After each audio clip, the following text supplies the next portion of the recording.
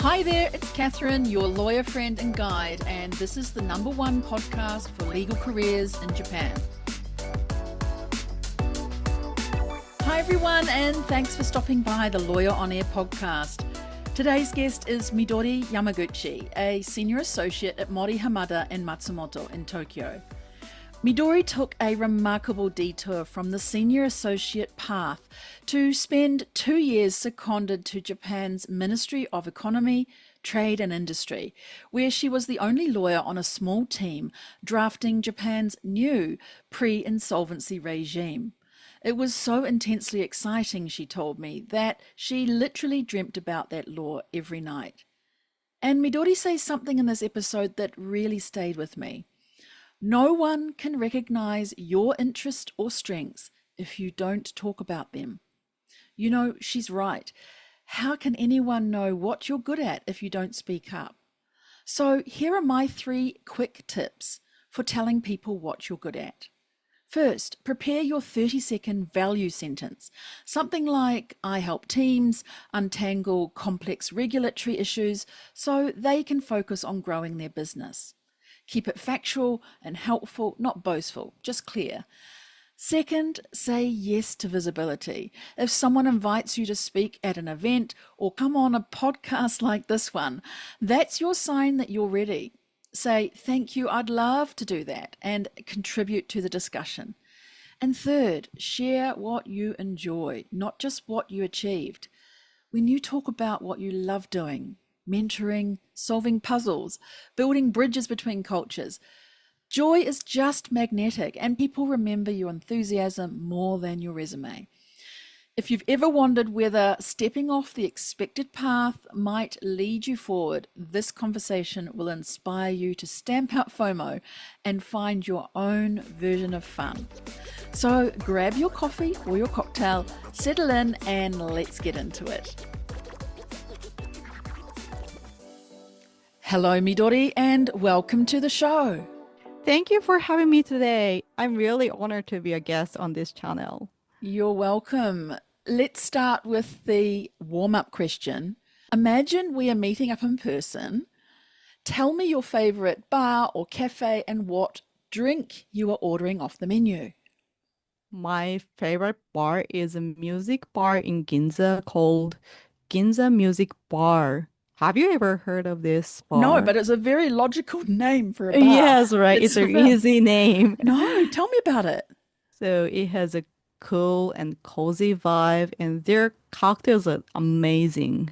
They serve grapefruit cocktails like grape and mascot, and I usually order one of those. Awesome. I mean, for me, I don't like a sweet cocktail. I like something that's a little bit more, as you say grapefruit or citrus Yeah, based yeah. You cocktail. can order. Yeah. Oh, sounds good. Where is it located in Ginza? Is it hard to find or quite easy to find? It's easy to find, but it's nearer Shimbashi, Ah, and you can just Google and you can find it. oh, And that's it's run by a great musician, I think. And so it's a music bar, so there is a DJ playing vinyl records, and ooh. you can even ask them to play your favorite songs. Ooh. What's your favorite song? So I'd request Tatsuro Yamashita's songs, so Oh. city pop. Yeah, Oh, love it. Well, right? that's It's a so trend. good. Yeah, what a great way to start our conversation today. So, I would love to ask you what inspired you to study law? So my father is the one who inspired me to study law first, and he served as a criminal judge. And his personality could be described in one word, like justice. He was always strict with others and never tolerated carelessness. He hated when people cheated or lied. For example, he would get angry if someone was late or didn't keep a promise, something like that. So looking back, I think his strong sense of discipline and responsibility came from the same values as the law, I think. Growing up with him, I naturally learned how important honesty and fairness are. Yeah, I guess too, though, pretty tough upbringing if you dad Yes. was not into cheating, lying, those kinds of, I guess, values, right? That form sometimes, usually when we're late teenage, getting into early adult years, we become aware of those things more. But he must have been a little bit strict on you, maybe. Yes. So I always think like I should be fair and honest, something like that. But on the other hand, from time to time, I saw news reports about criminal judgments he handed down. Hmm. And whenever that happened, I felt really proud of him, Oh, that's so nice. Yeah. right? And I began to feel that the law was something familiar and close to my life. Right. So rather than being kind of strict, he's taught you this fairness and honesty as part of your values. And how awesome to see your father part of those judgments that were handed down and know it was him and all the work that he would have done to get to that decision. Yes, I thought what an Mm. respectful and rewarding job. Wow, amazing. And now you work in the area of international law. Did that interest come from you at the early stages or did it evolve over time? I believe that interest evolved over time. So I have two stories about this. So let me Oh, introduce yes, two please. stories. Yeah. The first story is related to my father. Although I was proud of my father, as I said, he always seemed a little bit inflexible. So it was probably because as a criminal judge, he had to stay impartial and worked only within Japan's domestic legal system. For example, he could not connect to the internet even after it became common in Japan around 2000.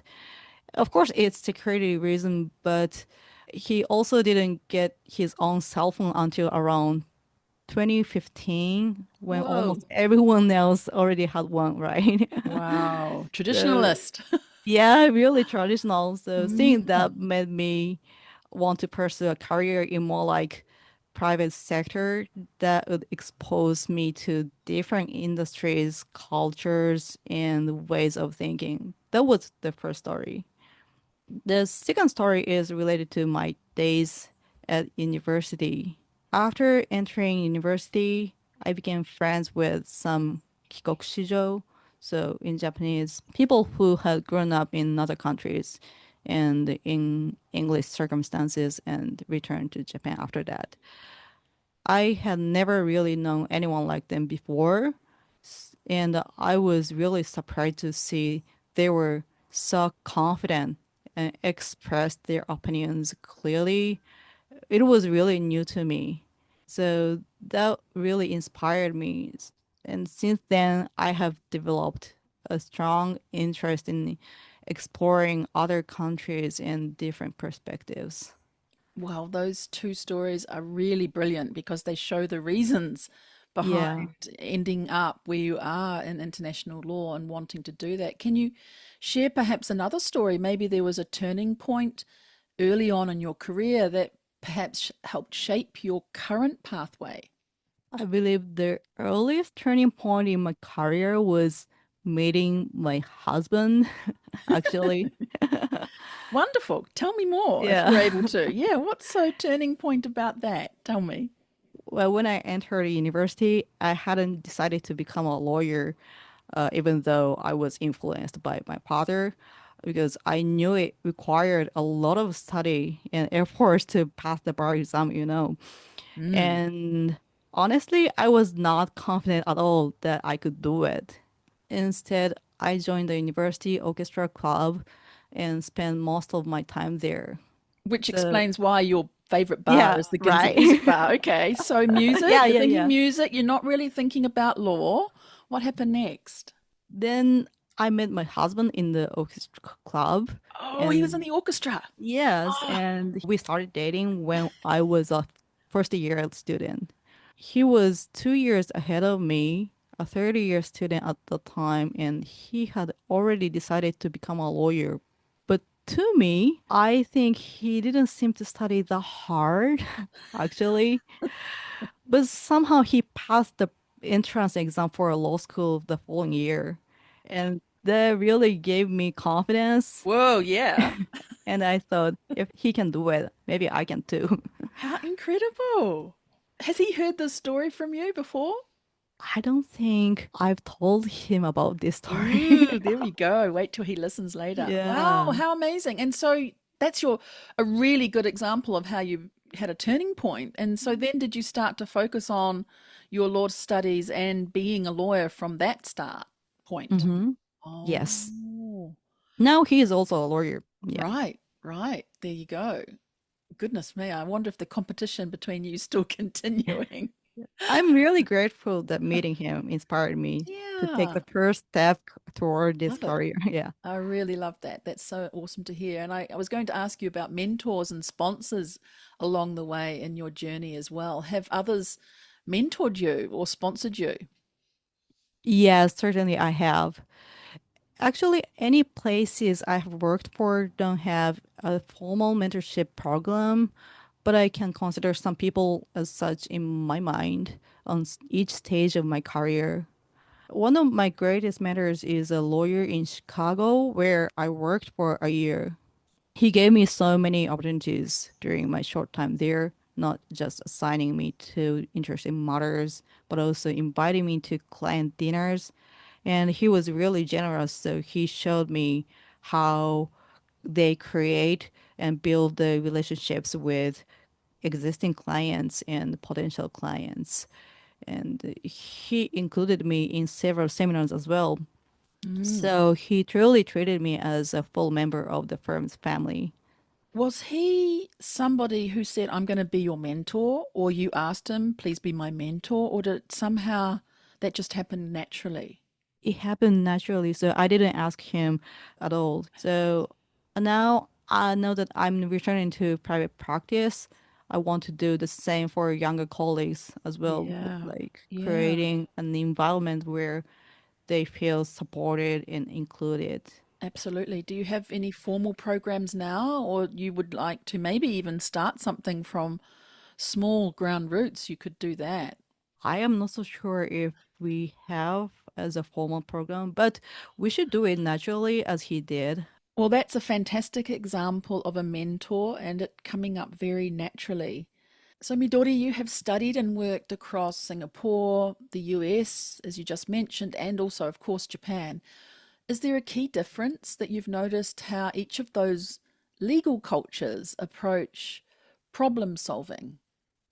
One key difference I've noticed is how each legal culture approaches decision making and rule setting, especially how quickly they respond to change. In Singapore, I was really impressed by how fast and decisive the government can be. During my short 3 month stay, it was during the COVID Mm, situation, and COVID restrictions changed several times, and each time with clear explanations and easy to understand rules, like how many people in the same row, like from 3 to 5, something like that. mm. And people follow them because the reasoning is really transparent and practical. The approach to governance and regulation is very consistent. Clear rules, strong enforcement, and the willingness to update policies quickly when needed. On the other hand, in the US, the legal system can vary significantly from state to state, which is really new to me because in Japan, they were just one country. So I found that it allows reflects local values, but it also means you always have to be conscious of which jurisdiction you are dealing with. And in Japan, as you may know, decision making tends to be slower and more consensus driven. Mm. The goal is to make sure everyone agrees is before moving forward. It ensures stability, but sometimes it takes time to reach a conclusion. Right, everyone has to agree. It's a consensus driven society, also through legal system. those are really great ways to express the differences across those different countries. And how about an LLM experience that you had? You went to the US and did an LLM there, right? Yes. And that was at NYU. Yes, in New So, York. yeah, thinking about this working and studying across borders, how did that broaden your professional and your personal perspective? You've talked about the law right now, US being very different, and each state Hmm. Hmm. values differ. So, how did that LLM experience particularly change you? Yes. Living in New York gave me so many new perspectives. I mean, meet people from all over the world, from Asia, Europe, and even from Japan. So they were studying and working and building their lives in New York. Some of my classmates at NYU stayed in the city after graduation, and they made incredible efforts to find new jobs and start their careers there. Before my LLM, I never imagined that was even possible to live in a different country and to find a new job. I thought working abroad was something only celebrities or people on TV shows could do. Right, but more than celebrities, somebody who is driven and Yes. normal like you can also do it too. Right. What about then you jumped from NYU up in the East Coast? You then came Midwest and you were at that US law firm in Chicago that you mentioned, where your Mhm. great mentor was. Were there any other surprises or interesting things that happened in the office there in the Chicago area?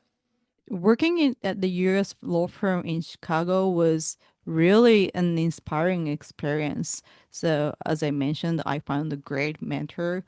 And one thing that surprised me most was how highly specialized the work was. Each lawyer focuses narrowly on their area of expertise, and people generally don't handle matters outside of it. And another difference was in communication style.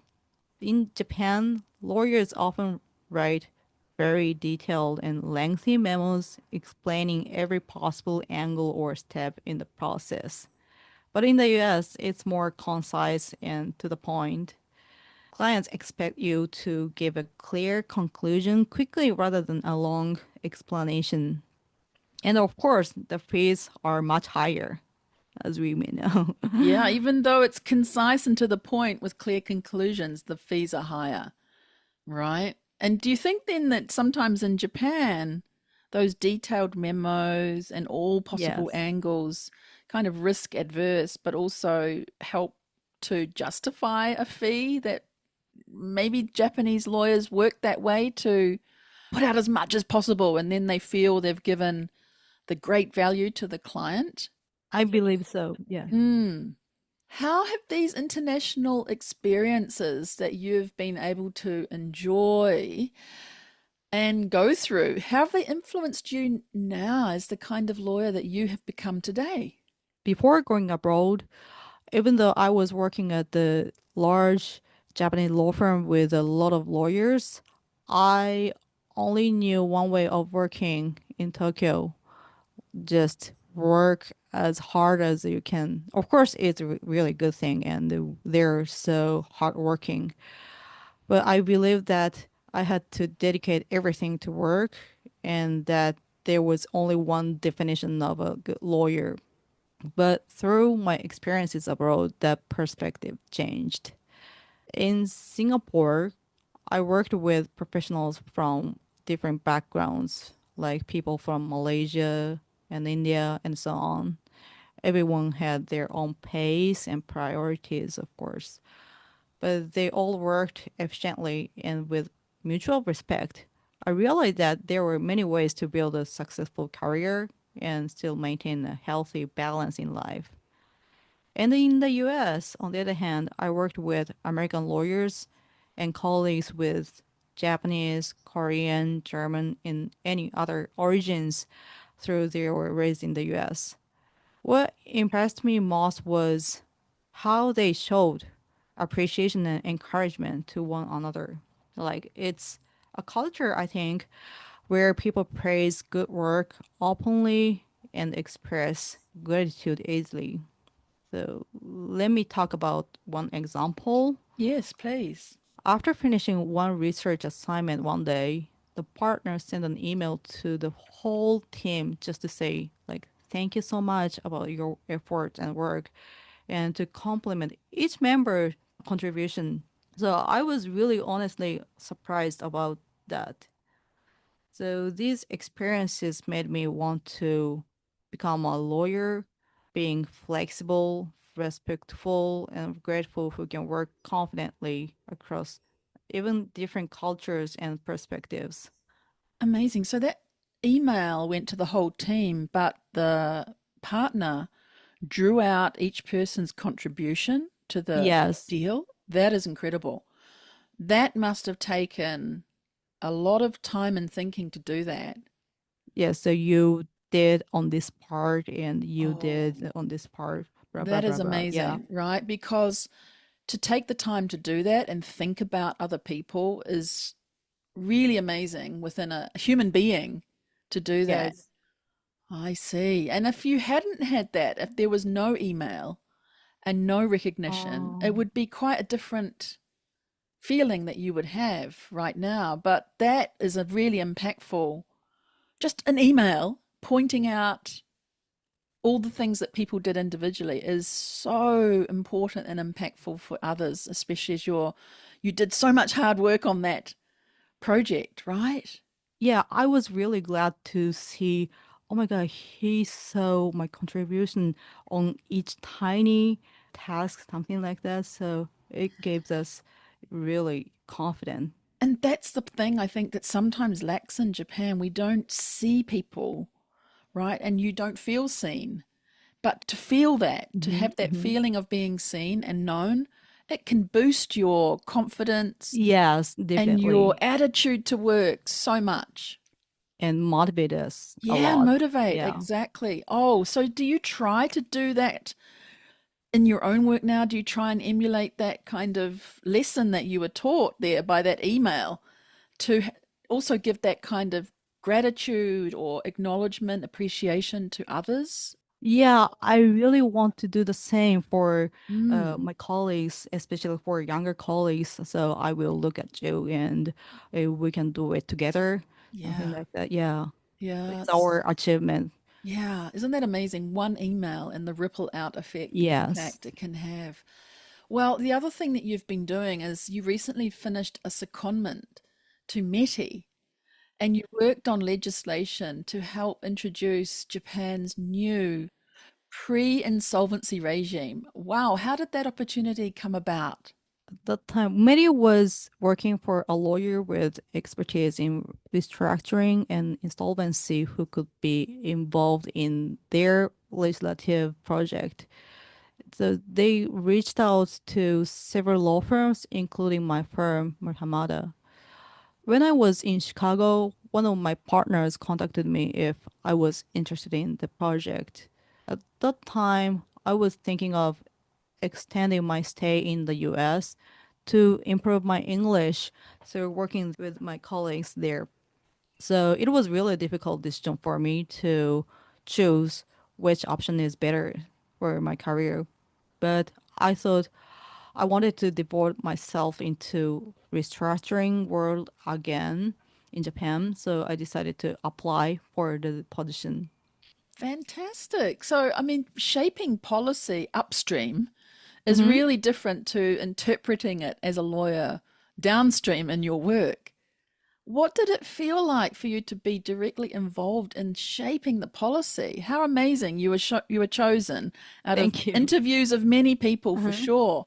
How Yeah. was it? Tell me how it felt and what really got you excited. Before my secondment began, actually, I thought that drafting a law and interpreting it will be quite similar, I believed, Hmm. since both are part of the legal field. But that's partly true, but also partly different. The similar part is that when drafting, I constantly imagined how each provision might be interpreted if it were written one way or another. So it's the same way to work all the time as a lawyer as well. But we could research existing laws looking at how similar wordings had been interpreted before and anticipate potential outcomes. Mm. It's easy to guess for lawyers. But on the other hand, the biggest difference is that law drafting also involves policy making and creativity. It's different part, especially when we're trying to change the existing system. It's not just legal writing and it's rule making. So it has to start from a genuine social need for change. So we interviewed many stakeholders and repeatedly exchanged ideas about what the new framework should look like. It was incredibly rewarding to see how the ideas and their feedback from people could be reflected in actual legal provisions and detailed wording. Wow, yeah, you've picked out the word there, rewarding. I'm sure it Yes, was challenging, but how rewarding, how incredibly amazing to have got that opportunity to interview the stakeholders and get their feedback. That's yes, almost once in a lifetime opportunity that you may not get again. You might on another secondment, but how amazing. yes, it was an amazing opportunity in my life. And the most challenging aspect at the secondment was that I was the only lawyer on the drafting team. Really? Yes, it was really pressure on I me. just imagine there were lots of lawyers sitting there. So who else is in the team then if they're not lawyers? Are they people from METI? From Yeah, from METI. how Yes. who else was in the team? So generally, people from METI who started working for Hmm. METI as a first career. As Hmm. far as I know, I think it's rare to have only one lawyer in the drafting team because usually Hmm. legislation creates a new legal framework, so it requires several lawyers. Do you know why there was only one lawyer and it's you? I am not so sure the reason, but That would it's be I think interesting. yeah, Mm. I think it's Medi style. But of Wow. course I felt a lot of pressure. So every sentence in our reports, materials, and of course in the provisions carried a great responsibility to Yes, me. absolutely. How long was that Yeah. secondment? It was 2 years, but Was I it? felt a lot of pressure during the 2 years. Whoa. How do you, So yeah, yeah. is that already law or going to be law? It was enacted Enacted. this June, this year, yeah. Wow. It was really rewarding, and for nearly 2 years, I was completely absorbed in the process to make the law. So I considered about this law literally all the time, even my sleep. I dreamed about the law and I was negotiating with other policymakers, academics, and thinking about how the wordings should be like. Wow. It really consumed you. Amazing. And then, you know what? You see this enacted, this law. It's almost like you're seeing your father's criminal judgments being handed down. Have you thought Yes, about that? It's like that moment of recognition of the work that you've done. I'm sure he is super proud of you, like you were of him. I believe so. Yeah. Amazing. So, how do you think this new regime is going to transform how Japan approaches restructuring and insolvency? So let me first introduce a little bit about the new regime, I Yeah. think. In Japan, there has long been concern that companies tend to take action for business recovery too late. It should be taken before they fall into financial distress. So, one of the key concepts of this new law is to encourage early outset, like helping businesses start the debt restructuring process before it's too late. And another major change is that under the previous existing systems, reducing financial debt required unanimous consent from all the affected creditors. But The new framework introduces a majority voting system, allowing restructuring plans to move forward even without full consensus. There were new concepts under the new regime. And what I wanted to say for transformation by this law, the new regime was inspired by frameworks on other jurisdictions, mainly in the EU. So I believe it demonstrates that Japan's restructuring system is now keeping pace with international standards, which is really important to me personally as well. And it reflects Japan's willingness to learn from global practices and to adapt them to our own legal and business environment. So, in that sense, I would say this framework is not just a domestic reform, it's also a signal to the world that Japan is ready to join the global conversation on modern restructuring and insolvency regime.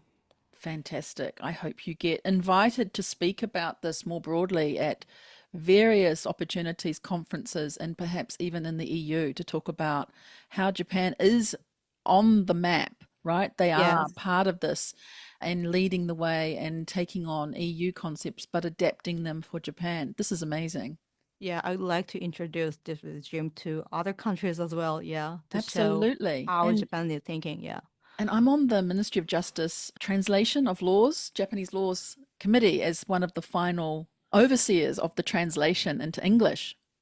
Yes. So I look forward to seeing this one Oh, yeah, come up you on can the see. agenda, and I'll be thinking of you then as I translate it as well. Yeah, hopefully next year. Yeah, Yeah, that will we be can see amazing. that. Yeah. So, just to tie this one up, what do you think helped you in your mindset to succeed in that government organization for 2 years? Because now you're back in private practice, but Yeah. what was the mindset, or perhaps your skills too? But I feel like it's a mindset to cope with being in there. You're dreaming of the law every night and you're the Yes. only lawyer. But Definitely. is Yeah. there a mindset that you kept every day? Maybe your husband helped you as well there.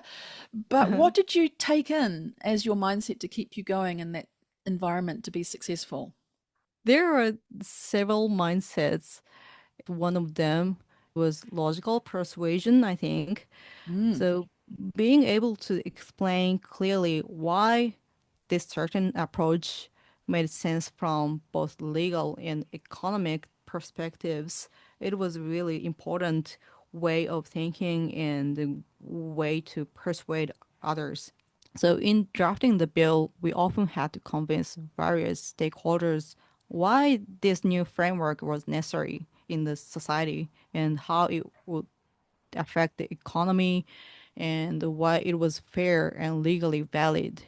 So sometimes people strongly disagreed with our ideas, actually. But in those situations, I had to stay calm and mm. continue explaining logically until we reached common ground.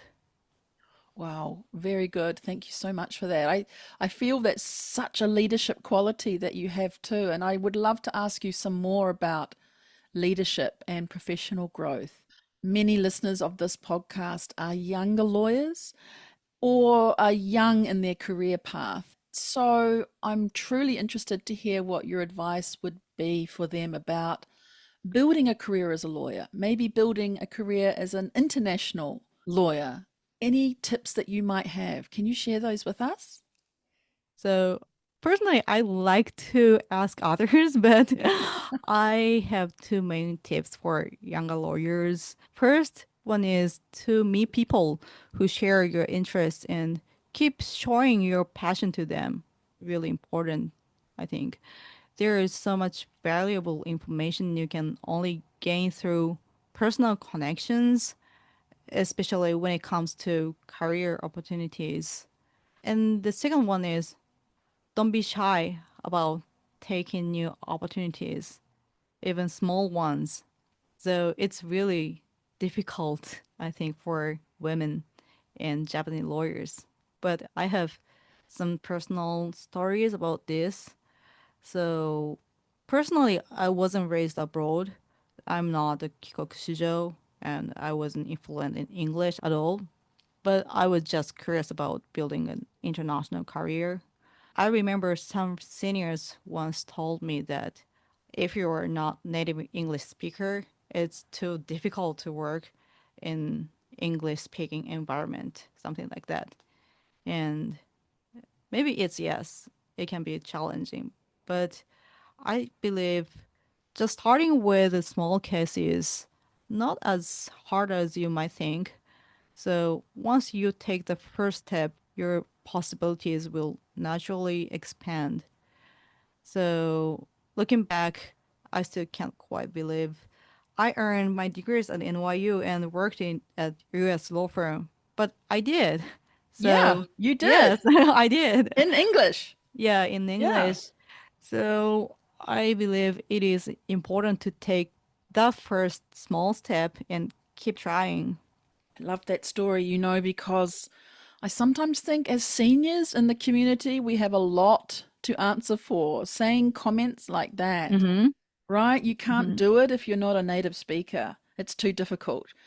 Many people think that or say that, and I think we can believe it, but it's just information. It's just a piece of information, and probably it's Yes. that person's own personal opinion that they maybe found it difficult because they're not a native or near native speaker of English. But it doesn't mean others can't do it.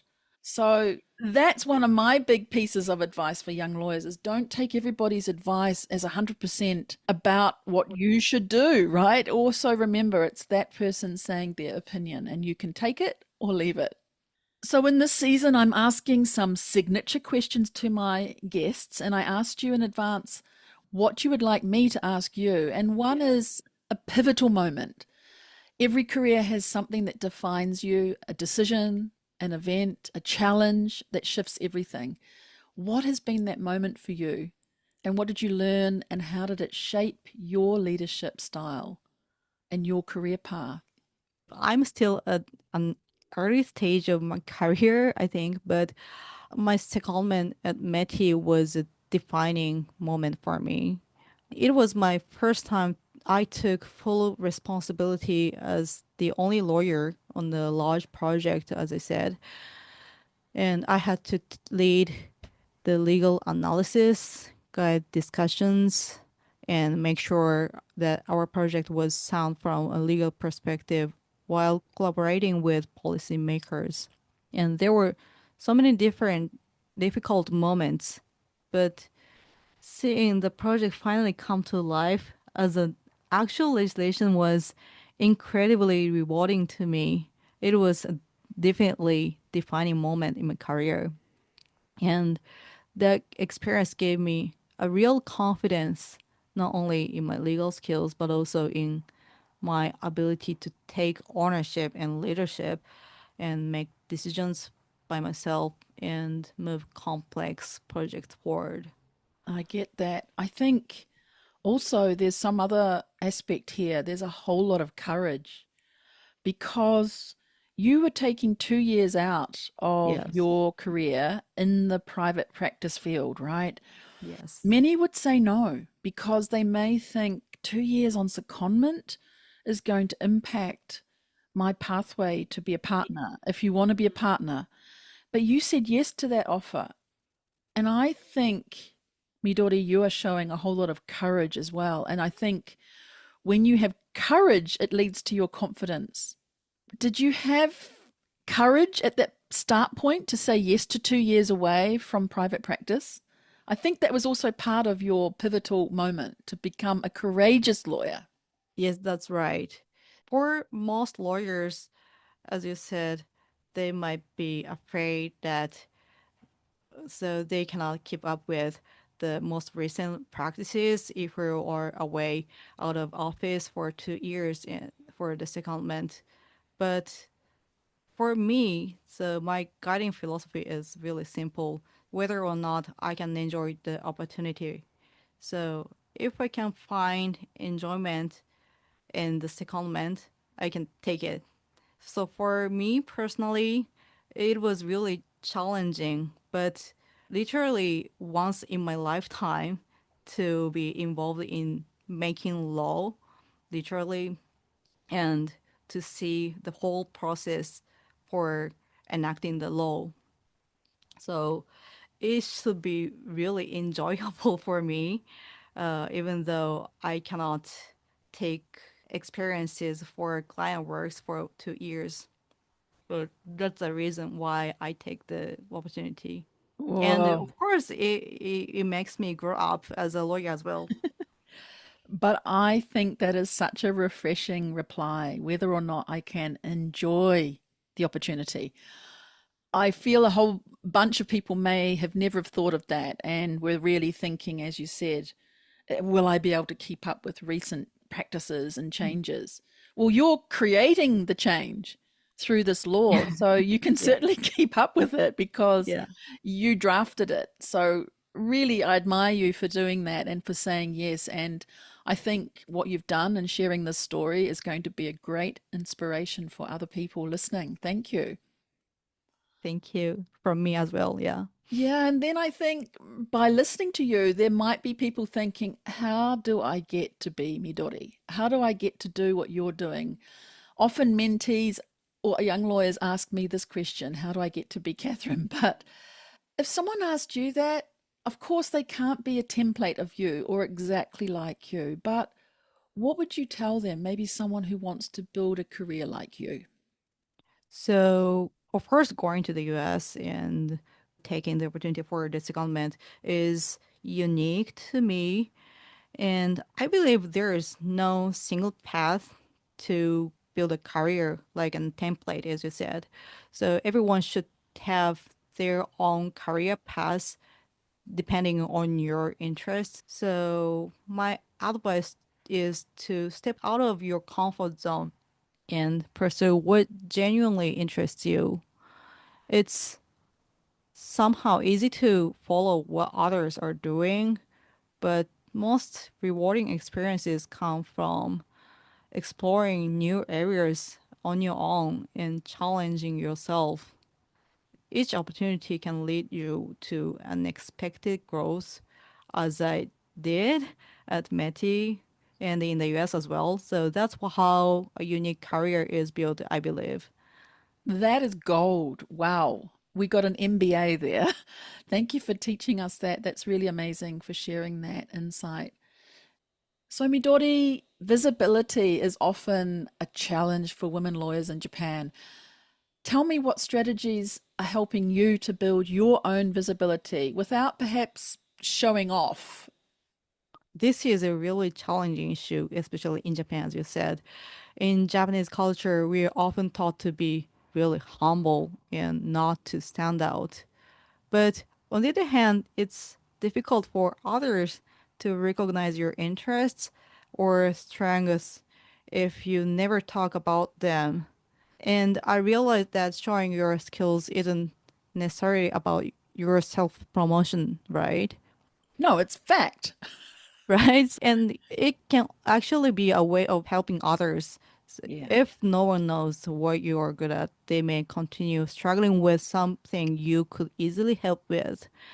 For example, when I worked in the government, I also learned that non-experts often don't know who has the right knowledge, and they can just Googling, search on the internet, and look around randomly. So that made me realize how important it is for professionals to make themselves visible and accessible to society. Then I have two strategies for building visibility. So first, meet people in person in communicates and share your interests. So you never know who might offer you a chance to build your visibility. And the second is I try not to be afraid of taking opportunities when they come. If someone invites you, it means you're already qualified. And in fact, this Lawyer on Air episode is one of those opportunities, and I'm very grateful for this opportunity. That's great. Thank you so much. And thanks for putting in a plug for the podcast as well. We also think it's a great strategy for highlighting and showing off the different careers in law. Thank you so much. And so let's move a little bit further forward then with reflections and looking ahead into the future using your crystal ball. What do you see in the next 5 to 10 years that excites you? Because you are always pursuing new interests and new areas. What excites you about most of the directions of Japanese legal industry now? Hmm. I hope that new technologies, like including AI, will help reduce our workload. I really hope so.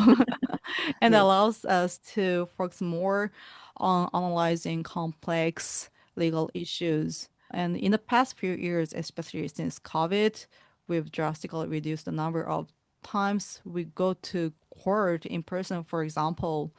So instead, we can now use online court systems and, of course, for casual meeting as well. Yeah, I think COVID, one of the highlights, isn't it? Silver lining is that the court time has been reduced. And I think you can file documents now electronically.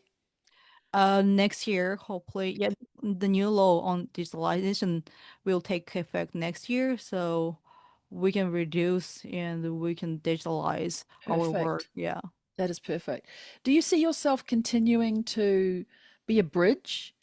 Because you do a lot of work outside of your private practice work and help bridging this private practice policy international collaboration. How do you see yourself going from there to bridge in the future? Yeah, absolutely. I really hope to continue bridging private practice, policy, and international collaboration. So, working at METI gave me a deep appreciation for how laws are actually made. And more important thing is how much policy decisions can affect businesses and society. So I'm not an economist, but lawyers often tend to focus mainly on legal perspectives, as you may know. But Yes. yeah, I learned that economic effects of a policy are more important, especially in the industrial field when designing new frameworks. Now that I'm back in private practice, I want to use the experience of working for the government, especially METI, to help clients navigate. Absolutely. I think too, it's very timely to ask you about Japan having its first female prime minister. And she is totally focused on economics, right? How do you think a woman holding this top role might influence daily life as a lawyer here in Japan? It's still hard to imagine that we have a female prime minister in Japan. But symbolically, it was definitely send a strong message that leadership is not limited to men, not limited to by gender.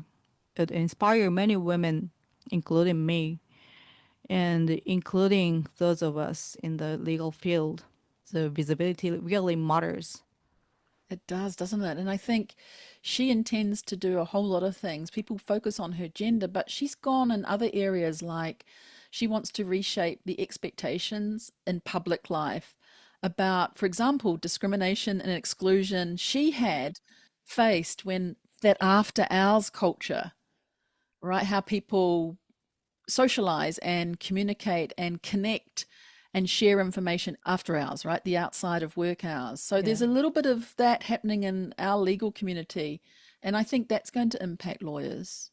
I really hope so. So, on the practical level, I hope her leadership will make workplaces more open and flexible as well, especially in law.